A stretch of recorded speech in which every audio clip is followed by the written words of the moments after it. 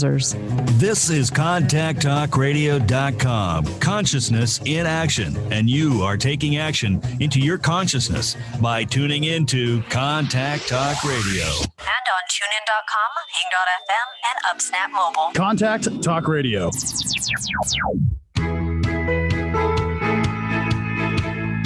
Welcome to Life Mastery with Todd Allen, the talk radio show that dives into the science of higher consciousness. Join Todd and his guests weekly at 10 a.m. Pacific Time and learn how to live a peaceful life with intentional mastery. Enjoy a survey of inspiring topics such as abundance, intention, health, manifestation, love, and transformation. It's all right here. Leading authors, speakers, coaches, entrepreneurs with stories and messages to support your well-being, let alone your most evocative dreams. That is such a cool song.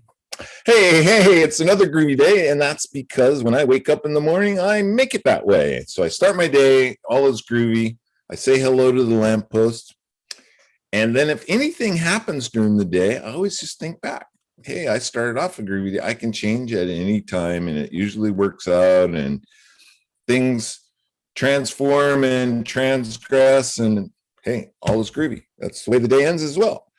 Welcome to Life Mastery Radio, the talk show that brings you great thoughts and ideas for you to use on your very own life mastery journey. As always, before I get started, I like, and we're gonna learn a lot about this today, but I always like to get myself centered, situated, grounded. And I do that first by thinking about what it is that I get power from. What is that I connect to? That could be God, Allah, the dude, the tree, whatever it is. Nature is a great way to get connected. Just think about that. Focus on that. Let's take in a deep breath. All the way down. And let that breath out with just a and let your essence flow right up through your heart center, out of your throat chakra, out of the speaker box, and out into the universe. Let's do that one more time. But this time, think about your dreams, visions, and goals. What is it that you aspire to be, do, have? What is it that you're trying to accomplish? Let's take in another deep breath.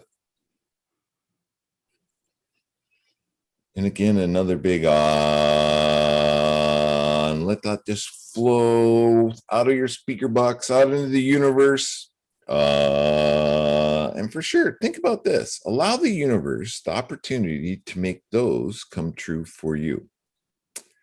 There you have it. It's kind of quick, but this is a great practice for you to do. And we're probably going to talk about that today with our guest, even more of getting connected, getting grounded, and just, well, we learned last show, just stop.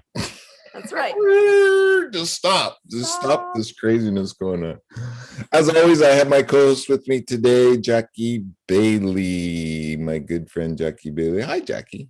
Hi. You know, when you first started that little meditation and you were talking about getting in touch with nature, nature is a great thing to get in touch with. I thought about my little squirrel friend here. Your what? My squirrel friend. My studio here is on a corner of two fairly busy streets, and there's a power pole on the corner just outside on my little yard there, and then there's a couple of trees out front, and there's a squirrel that I have discovered lives up in that power pole. There's a hole up at the top of the pole, and I've noticed that the squirrel will climb up the tree and then go across the lines to that pole and go up into that little hole. So it must have little babies up there. So I named that squirrel Volt. It's my pet Squirrel Volt. Well, that was hard to say. and so you said nature's a great thing to get in touch. I think, well, Volt comes to visit me every day and kind of sits in the tree for a second and looks. That's very cool. And so you haven't been on your spirit guide, spirit animal website to find out what? I haven't, only because he or she, I'm guessing it's a she, has been here for a while, and I just hadn't thought about maybe she's here for a reason, to remind me of something, but I should do that. I have lots of squirrels, and there's different forms of squirrels, and they're running across my deck and across the railing and up the tree, driving my cats nuts, and my dogs bark at them. And it's kind of fun. It is really kind of fun. And then I didn't realize this, Jackie, but we live in the Pacific Northwest and we have flying squirrels, believe it or not. We do. And I didn't know that until my cat drug one in the house. Wow. Wow. He was bouncing off the walls and oh my gosh. So maybe crazy. You have a flying cat then too. Well, I have flying dogs and flying cats, that's for sure. Well, I remember we had a foreign exchange student long time ago from Mexico City. Our daughter were both 15 years old, and we took her to a park one day, and she was just intrigued with the squirrels. Because she said, in Mexico, you don't see squirrels except in zoos. I'm like, really? They're like vermin around here. We are gifted in the Pacific Northwest. It's a pretty cool place. Yeah. I want to remind our listeners that today's show page is at www.lifemasteryradio.net. All the links that we're going to talk about and the link to our guest's website is there already. You can go and check it out. And while you're there, sign up for the newsletter. Jackie creates a newsletter once a week, and it highlights who's coming on the show and who's been on the show, along with Jackie's blog post, the famous blog post. We're going to make this a famous Life Mastery Radio Jackie blog post about the show. She gets some great insight from our discussions, and it's really cool to read back through it and review. And sometimes I think, wow, did I really say that? No, I'm just kidding. Well, I've been thinking about what you commented on last week, which is maybe we should write a book from all these blog posts. I've been thinking about that and going, you know what? That might be actually kind of cool. It would be another round of promoting the wonderful guests we've had and the programs they have and so forth. But it would also be great insight in just all the things that we've learned by people using their voices and sharing their talents with the world. So it would be a great lesson to learn. Yeah. Jackie, my knower knows. So when I come up with these kinds of things. Let's see what else. Oh, Jackie and I's book is there on the website. Let's see, what am I looking for here? I'm looking for an introduction. Wendy, our guest today is Wendy De Rosa, and she has written an amazing book. And I'm surfing around so I get it exactly. Becoming an Empowered Empath.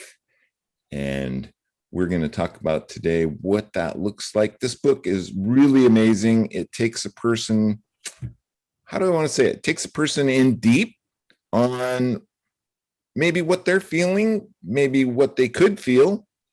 And I lost my introduction. If you can't tell, Wendy, I am so sorry. Oh, juggling. Trying to keep the balls in Wendy, there. welcome to the show, my friend. Is there anything I missed that we should know about you? You've been an empath for a very, very long time. You've worked with many people. Your credentials are as long as my arm, and some of the comments that I've read are just out of this world. So I don't know how much higher of a pedestal I could put you on. Welcome to the show, my friend. How are you today?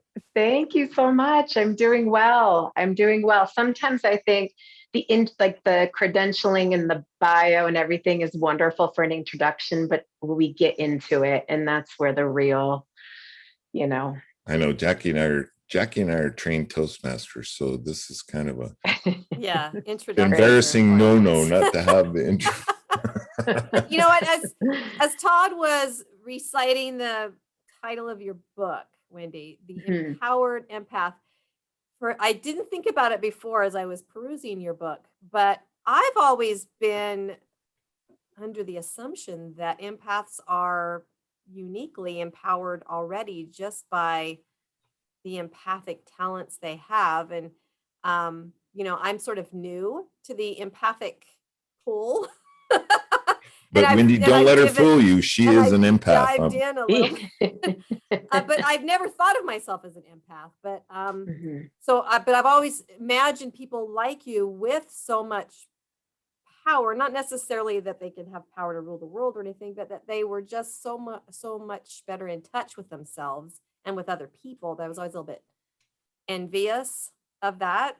So the fact that your book really does focus on some tremendous chakra sensitivities. And we've had guests on the show that talk about chakras, and we've had guests on the show that have been empaths and talk about that.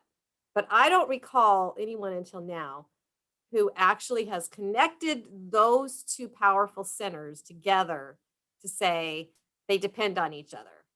And so I'm really excited about our discussion today, because you go into some pretty good and deep looks at those first three energy centers and chakras. So, but maybe we could just start with your story. How did you get here? Because you haven't always known that you were empathic, right? Right. And I wouldn't, yes. And it's interesting because I wouldn't have called myself an empath, probably prior to a few years ago, because what has been more my experience, sort of since in my adult life, was being an intuitive healer, an intuitive energy healer. But when I started, so I can tell you my story, but when I started to really understand the template of the chakras and how it relates to all the facets of intuition in our body, I started to realize, well, actually, I am empathic, and there are other aspects that are going on too, and I can say more about that. But I grew up in a family. I grew up on the East Coast in a family of 8 children. I was the second oldest girl, second oldest child, and I just was very, very sensitive. I mean, what I know now, and I didn't know then, is, the empathic sense is the first sense that develops in the womb. And so we all come into this world very sensitive. And by empathic, I mean, we have the ability to feel through our sentient body. And so most children are sensitive. It's just that we start to have life experiences at a pretty young age that form our conditioning, and we either develop it goes one way or another, from that point on. Really, I was, I gained weight at the age of 6 years old. I picked up everything that was going on around me. I developed depression, anxiety as a child. By the time I was 12, I was going to work to help pay for the bills at home. I was babysitting. I worked throughout my high school years. I didn't have much playtime, as a kid. I was very overly responsible and attentive to everything that was needed in my life. And it did it. I disconnected from myself. I didn't have much of developing a sense of me, and instead my existence was really depending on taking care of other people. And I developed anxiety, depression. By the time I was 19, I had a nervous breakdown. And that was really, out of that, there was a divine intervention that I talk about in my book, that sort of set me on the path of discovering my gift. But until then, it was pretty anxiety provoking. I hear that so much. And it almost, I think about this a lot, Wendy, is that these these traumatic experiences that we experience in our lives, because it happened to me. I was on the bottom, but that's what blossoms us into, the messengers that we are today, the light beings that we are. I don't think if I hadn't been an alcoholic and abused alcohol, I would be where I'm at today. Right. Yeah, I believe that. Absolutely. As hard as it was for a good portion of my young, life, I'm grateful for the overcoming that came out of it, the strength building, the stamina, the wisdom that came out of it. Do you think, and I think about this a lot too, do you think people have to experience that to get to that point? Or, your book is a perfect tool that will help guide people into understanding their innate capabilities, really. And I think everybody is an empath or has an empathetic abilities. Did I say the right word? Is that the right word, Jackie? Empathic capabilities. And it's just a matter of like reading a book like yours and starting to get in tune with that. And you get into journaling and how that gives you that feedback loop into what you're feeling, hearing, seeing, and doing. Yeah, absolutely. And I mean, do we have to go through the struggle? I think there's a part of some of it has to do with consciousness evolution and growing up in eras of time when our survival depended on us existing a particular way. And when we were children growing up, nobody was talking about being an empath. No one was talking about emotional responsibility or, having the boundaries. Honey, these are my feelings, not your feelings.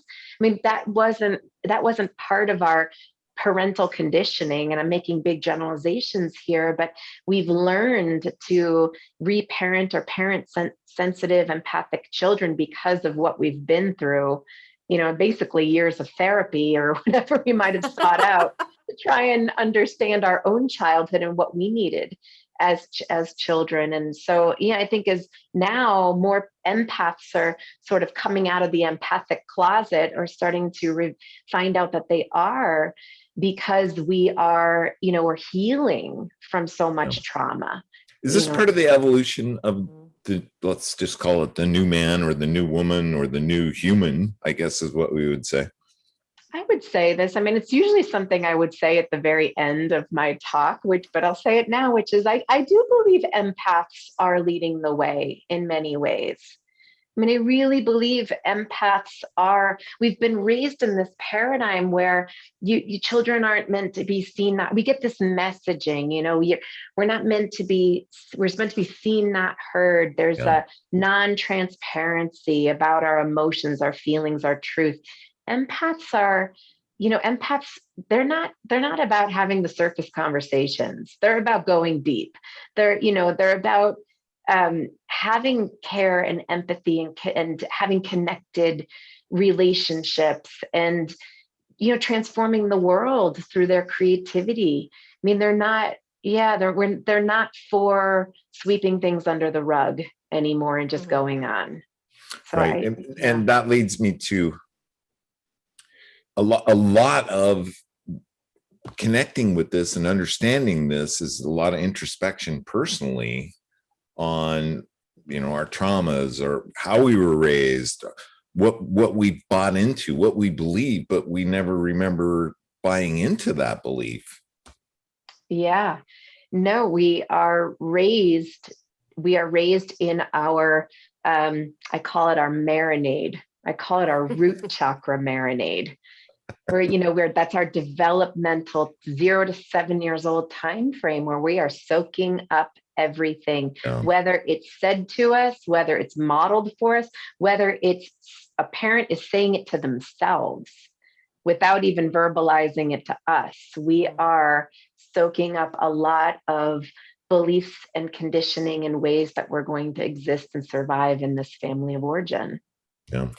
Now, Wendy, do you think, first of all, what's the difference in your definition between having these intuitive sensitivities and being empathic? Is there a difference, or is it just a different level of sensitivity to be an empath? Because it seems to me like empaths, because they are sensitive, they can really feel a lot of icky stuff, right? Yeah. So I think what I'd like to do is explain a little bit about the profile of an empath.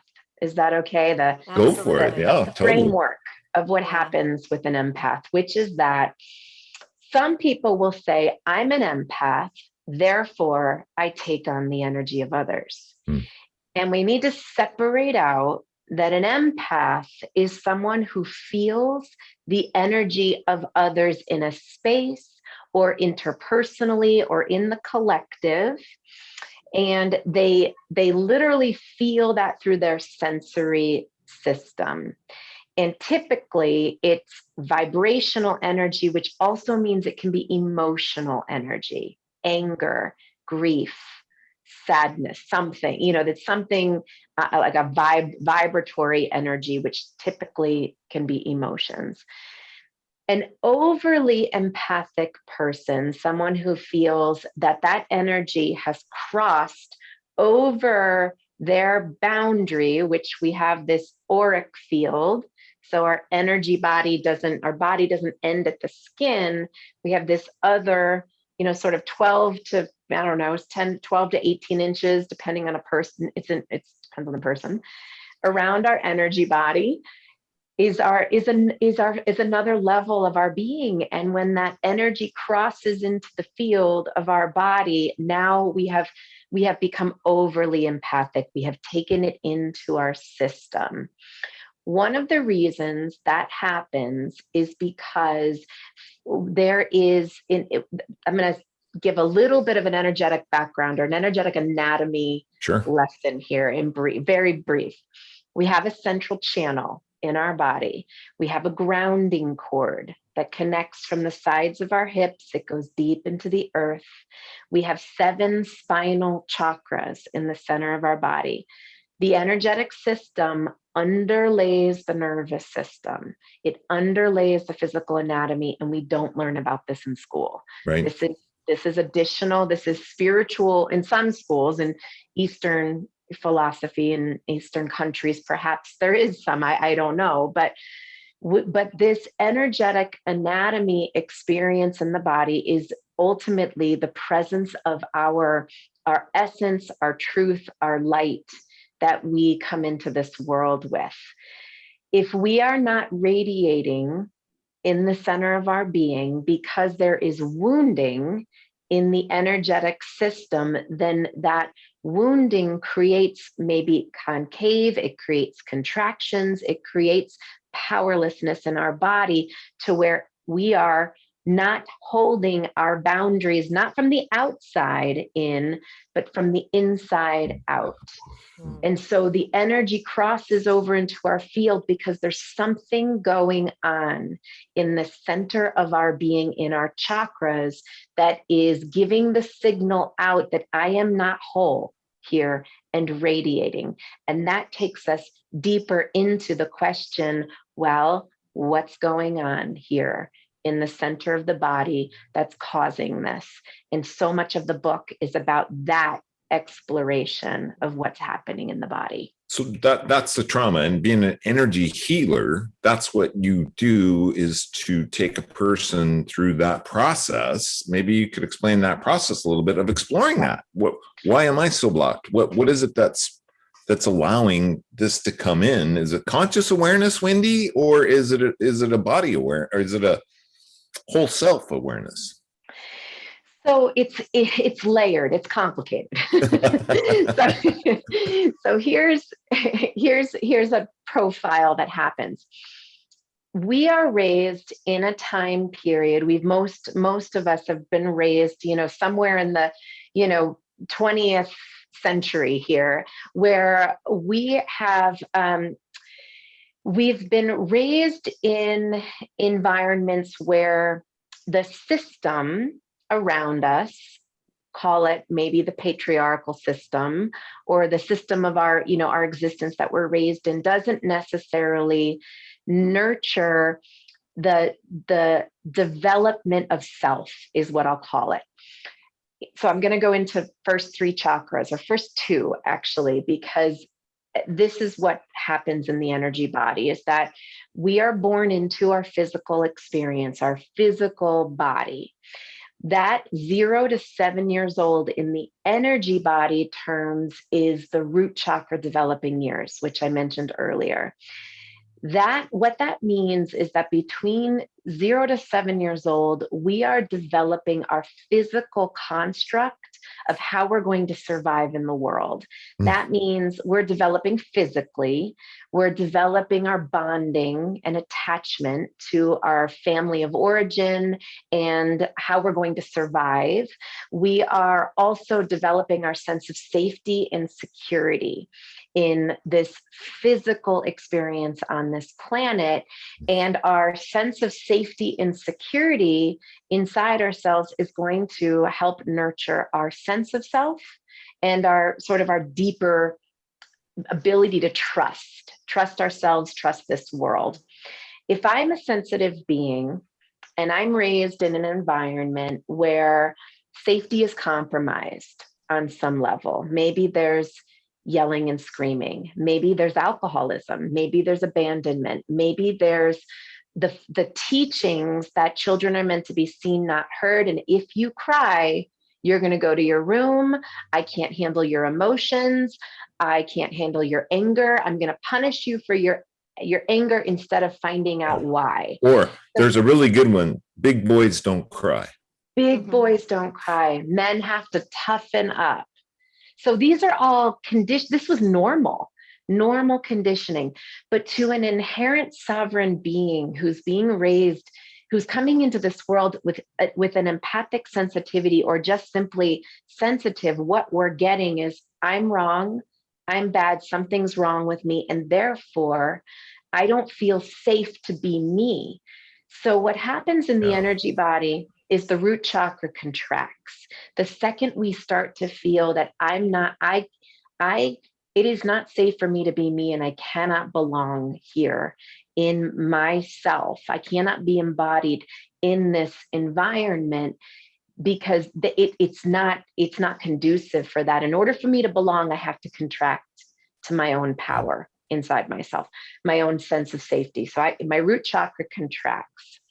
So what happens then is that there's this beautiful compensation. When a power center closes down, another one opens up. And it does so to do the job, to compensate for the lack of flow or power that's happening in that power center. So first chakra closes down, that's located at the spine, the base of the spine, the tailbone. And once it closes down, I'm disconnected from grounding into myself. And so the second chakra then starts to compensate. It compensates by blowing open. And my spirit has elevated higher in my body now, and it may remain there my entire life. It certainly can, that I can be highly developed up here and not so grounded in the root chakra, because inherently and innately, early on, I got it that my body isn't a safe place to be.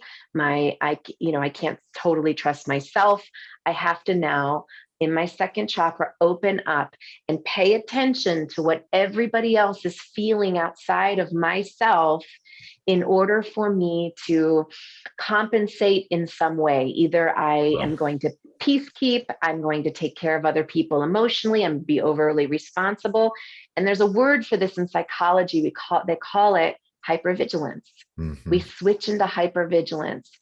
And whether or not an empath from the waist up wants to be doing this or not, the body has a mind of its own. These first two chakras specifically have an operating system of their own.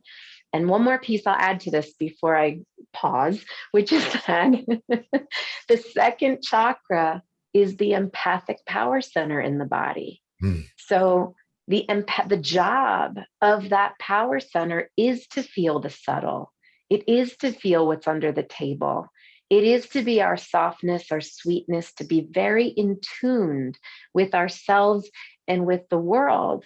But we are taught just by what's modeled for us, maybe not always intentionally, maybe it was intentional, I don't know, but certainly modeled for us, that we are shamed essentially from being embodied in this area. It's a dirty area. It's bad. It's wrong. It's not okay to be connected to your emotions. It's not okay to, trust your intuition. What is that? It's better to be in reason. It's better to think for things to make sense. You better plan, logic. You better control, logic. So we disconnect from this area of our body. And so what ends up happening is a lot of out of control experiences in the world with energy, because we're not in it, in this area of the body, to ground and to be empowered here. And part of that work is to heal the early childhood conditioning and programming that we marinated in energetically, which I talk about in the book, and to heal what I'll call the feminine in our system, no matter the gender. Second chakra is our empathic feminine power center. Once we heal that, the chakras start to come into balance on their own. You've just described my life. I mean, literally, and I can see as you're explaining, I can see, oh, yeah, well, that makes sense. Okay, well, that makes sense. So my question to you is, Wendy, if that root chakra has been shut down, if it's closed for business and it has been for a long time, can it be opened back up? Absolutely. Absolutely. So part of it is that we become conscious to it.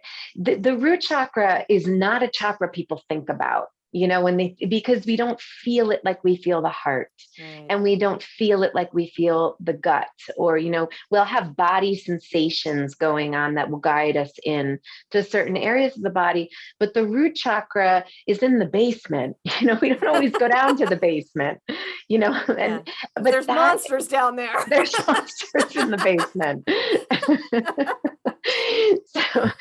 But it's so much of our subconscious. It's so much of our hard wiring that's down there. And one of the ways that, I really encourage people to start, healing this area of the body is to really just bring your breath and your awareness to this area of the body and claim safety for yourself, despite our story. Like, I can't change my history. I can't change what happened.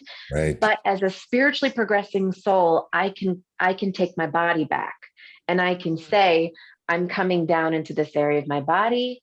No matter what my story is, I am safe. I am safe. I am safe. I can trust myself. I am moving in. Root chakra, I'm moving in. I'm coming in. And start building consciousness and allow the flower to start to unfurl and uncontract. But we literally have to do it. We have to consciously go there. And what can a person expect from experiencing the transformation? What opens up for them? Maybe describe that for us a little bit. In the root chakra specifically? Yeah. So part of it is grounding. I think, in my experience, I'll say this, it's not I don't want anyone, not that I control what anybody thinks or feels, but to feel shame about not being grounded, because it's a beautiful way the body compensates for something that's going on. I mean, ungrounded means that my spirit has elevated higher in my body, and essentially the consciousness of my awareness is not necessarily embodied in the lower power centers or the legs and feet. Why? Because something happens. There's maybe it was modeled, maybe the world was the way it was. We have a lot more pavement than we do, tilling the soil. We're just not as grounded as a culture. So what happens is the spirit starts to elevate and we become high functioning there. But also a lot of our collective experiences in the world right now are inviting us, are bringing us back down into the basement to see what the shadow is that we haven't been paying attention to, that we've been stuffing down. And so the universe will certainly present opportunities for us to go back down into our humanity. And so what you can expect is when we start to ground powerfully into our legs and feet, sometimes people might feel tired. People might feel emotional initially. They might feel resistance initially. It's not necessarily meaning that something's not good about it or you shouldn't be doing it, but it's curious. Oh, interesting. I notice I start to get tired when I get grounded. The more we start to ground, the more we overcome some of those initial feelings. It's like waves we overcome, and we start to find that as I get into my root chakra, not only are my ideas and my visions and my heart, my awareness and my compassion, it not only is it inspiration that I have, but I'm actualizing it. I'm walking it in the world. I have a footprint here on this planet now. I'm living it. And we can't live it if we're disconnected from the root chakra power of the body. We're just going to dream it. Wow. So you offer, I know in your book, you offer some meditations that I think you can go to a website and actually hear some guided meditation. Am I correct there? But you can also record Yeah. yourself doing it, or just read it, or have somebody else read it to you, right? Yeah. Yeah, I love that idea that somebody could record. That's a great, I didn't even think of that, but yes. So so the book is, so a lot of the way I teach is cognitively and then taking people into the deeper experience. So most chapters are written that way. There's the information and the sort of the teaching of the material. And then there's taking someone through the deep healing and the embodiment of the material, because we can't always go in there through frontal cortex, through the front of the mind. We have to go in through deeper states of awareness. And so you can read the meditations. You could certainly record yourself going back, or someone reading them to you, but also there is a link, and I did record all the meditations, and there's some nice music in the background. Nice. So you can even just log in and listen to the meditations. Nice. And you're right, because you also have a journaling opportunity there as well, to kind of get us in the right mindset for what we're about to do with the meditation and the healing part. Yeah. But it is true, as you're really literally describing me, and that, as I said recently, I'm really working on getting in better touch with my energy centers. But I have found that those first two energy centers, I don't have the strong feeling. I don't recognize that and what that's supposed to feel like as much as I can, especially, in seventh energy center. I can feel that one really well. I can actually feel that happening, but I don't feel it as strong or at all in the first two energy centers. So it's making so much sense to me, because now I understand the why. I understand that that's important to be able to do. So going back and working on those particular meditations to help to open those centers up, it's going to be really important. Yeah, one of the pieces I really address in the book is that, and then I get it. I think everybody's like, even though I wrote a book and I'm an intuitive healer, I am always working on my first and second chakras. I mean, they are just areas where we carry immense history, and some of that history is intergenerational. It's come through the family line. It was never yours to begin with. It was never mine to begin with.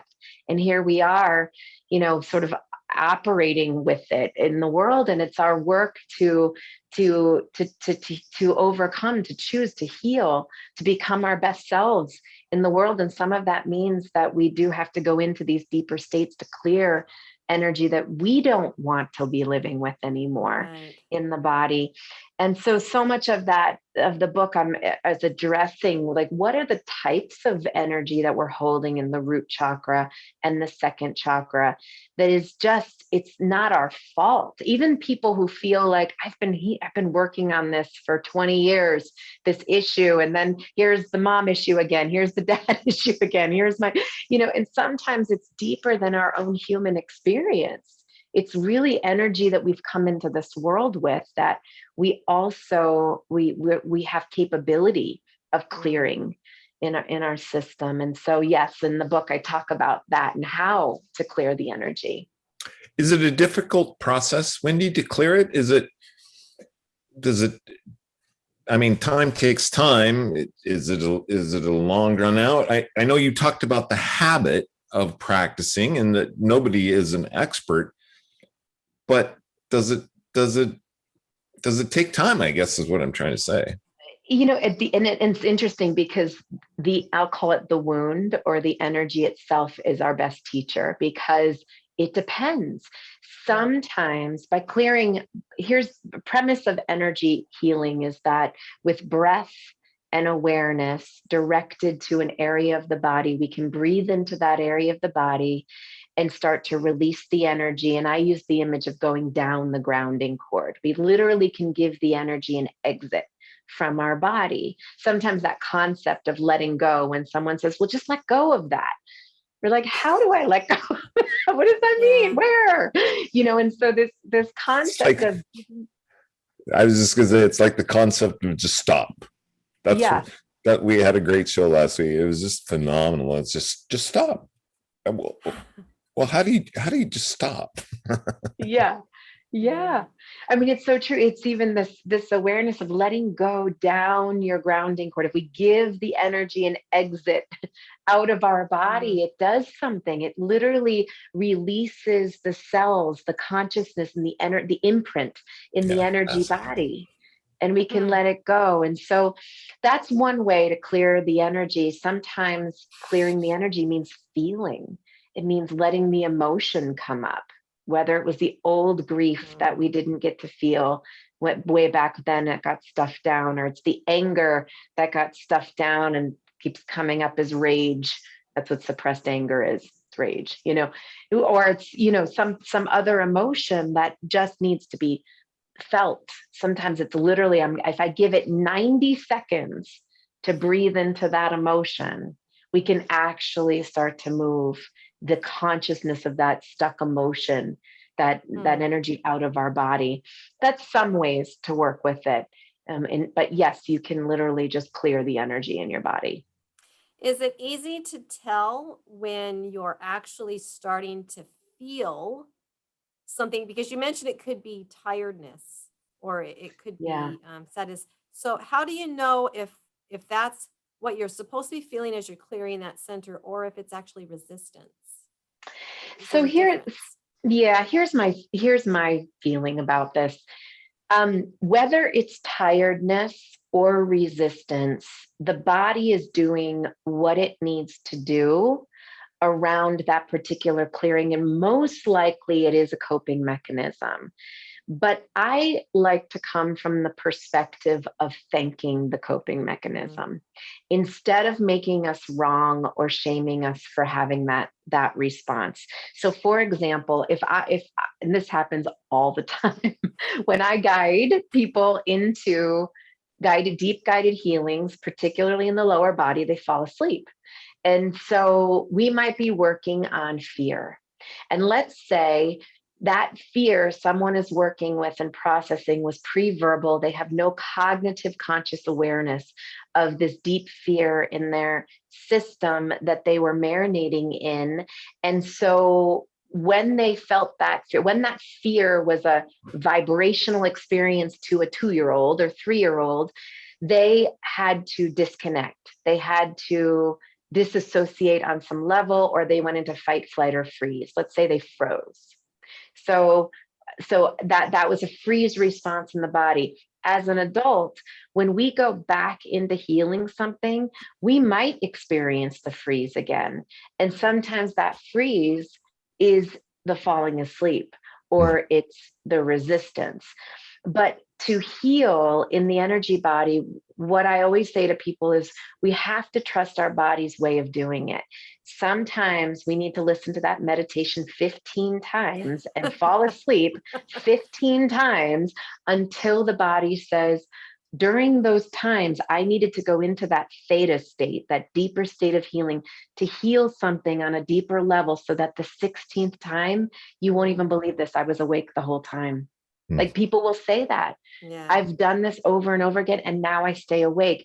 And it's because even though they're falling asleep, they're staying with it, and healing is happening on that deeper level. So I just want to be careful. I know people, certainly in my work, do fall asleep, and other work too. Try not to shame yourself for doing it. Your body's taking care of itself, and you are healing on a deeper level. Just stay with it. Fascinating. Yeah. Maybe you should tell us. So your website is wendydderosa.com? It's wendyderosa.com. I'm also the founder of the School of Intuitive Studies. So the School of Intuitive Studies.com or wendyderosa.com. And so that was leading to my next, I guess, public, whatever. The Divine Healing Circle. That's something else you do. That you're talking about the healing modality that you practice, and you invite people. Is it once a month? Yes. So I certainly teach several things. I certainly train healers and intuitives. Separately than that, people need healing, and sometimes we need to go into deep energy healing processes. And I offer this deep guided healing once a month with a mid-month also check-in and Q&A. They're both live calls with me. And for an hour, you come in, you receive, I mean, anybody listening, you receive deep guided healing for 1 hour to clear your energy body. We have a theme we're working with every month. It's so powerful. A big community comes together. We have very deep discussions afterwards. It's wonderful. And this is all virtual now? It's all virtual. Has it always been virtual, or did you have to shift to that format? It's always been virtual. I've actually been offering it for, 17 years now, and it's transformed I used to be phone before there was video conferencing available, but now it's on Zoom. Oh, that's awesome. So let me ask you another question about, because I listen to Dr. Joe Dispenza now and again, and he, in his meditations, he talks about healing blessing the energy centers. So as a person new to this idea, I'm confused as to what it means to bless your energy centers. So someone like you who is very familiar with this, what would you tell me that means? What does it mean to bless your energy centers? I would, some other words, and bless is the word I would use too. So I'll just add some other words to help define this a little more. Another way of saying it is thank your energy centers. Say hello to your energy centers. Send love to your energy centers. An acknowledgement. It's an acknowledgement. Acknowledge them. Yeah. Bless them. And I'm not sure how he's meaning it, but I might say bless them is just, I am not making you wrong. I am seeing you. It's a bow to the energy center, honoring it. Mm-hmm. Okay. Awesome. Well, I was noticing that in some of the testimonials of your book, one of the people who rave so much about you is Corinne Zupko, who has been a guest on our show.